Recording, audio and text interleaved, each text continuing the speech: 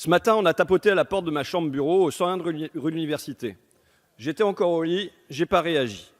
La porte s'est ouverte, j'ai grogné un « je suis là » et la porte s'est refermée avec un « oh pardon ». Comme j'étais réveillé, je suis descendu au petit déjeuner. Quand je suis remonté, les tapis de douche ne traînaient plus dans la salle de bain, la cuvette des toilettes était récurée, les serviettes changées, les poubelles vidées. Le même miracle se produit tous les jours.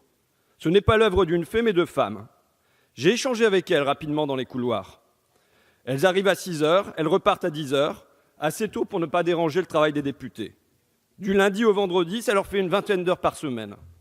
À raison de 9 € de l'heure, leur paye s'élève à 600 € et quelques par mois. Bénéficient-elles de tickets resto? Non. Ont-elles un 13e mois? Non. Des primes de panier, de salissure? Non. Seulement 50% de réduction sur le pass Navigo, et tant mieux parce qu'ils ont une petite heure de transport à aller et une autre au retour. Ce pupitre ciré ici, c'est elle. Les cuivres listrés, c'est encore elle. Les marbres luisants, c'est toujours elle. Elles sont partout et pourtant, elles sont absentes.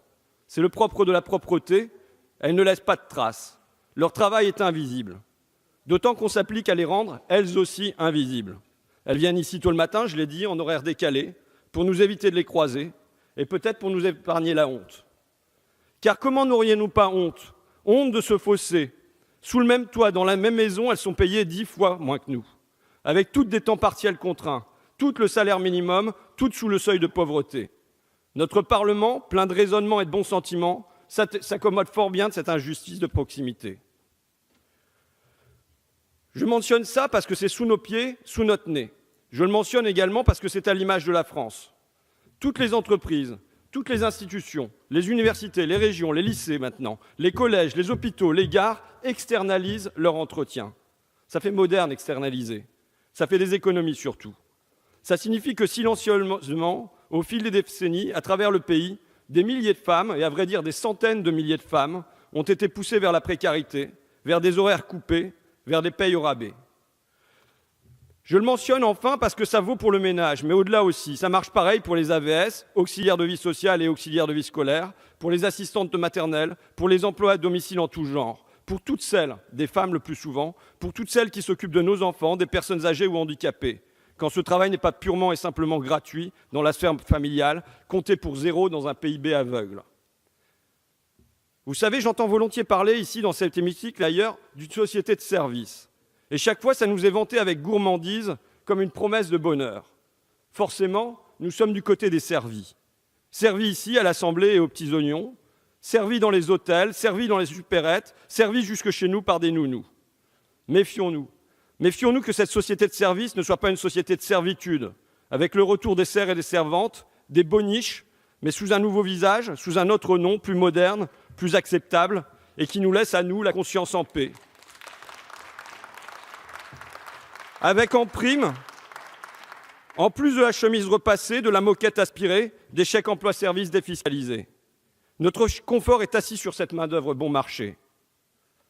Alors, depuis cette semaine, l'ambition présidentielle est partout martelée. À travail égal, salaire égal. Fort bien.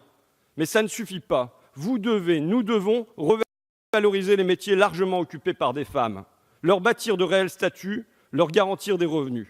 D'autant qu'ils sont ces métiers bien souvent les plus utiles. Virez les publicitaires, virez les traders, virez les nuisibles, mais payez comme il faut les aides-soignantes, les infirmières, les auxiliaires de puériculture. Avant de légiférer pour le pays, qu'on me permette de démarrer plus petit, par ici, par la poutre que nous avons dans notre œil. Puisque se mène, nous dit-on, une grande réforme de notre Assemblée, qu'on ne les néglige pas, ces femmes de ménage, qu'on les intègre au personnel, qu'elles bénéficient de temps complet et de primes et de 13e mois, qu'elles ne touchent pas, sans doute, nos salaires de parlementaires, oublions l'égalité, mais qu'elles gagnent un revenu décent, digne d'elles et digne de nous, qu'elles passent au-dessus du SMIC et du seuil de pauvreté. Monsieur le ministre, Madame la rapporteure, mes chers collègues, j'espère vraiment que pour une fois, mon vœu sera exaucé. Je compte sur vous. Ou alors, je vois une autre option. Dans Tenue de soirée, Jean-Pierre Mariel demande « Vous savez à quoi on reconnaît un riche? C'est quelqu'un qui ne nettoie pas ses toilettes lui-même. » Une alternative alors, c'est que les députés et leurs équipes nettoient leurs toilettes eux-mêmes et qu'avec une telle mesure, cette tâche ne soit plus attachée à un genre, que l'on compte parmi nous des hommes de ménage et des hommes pipi. Je vous remercie. Merci, chers collègues.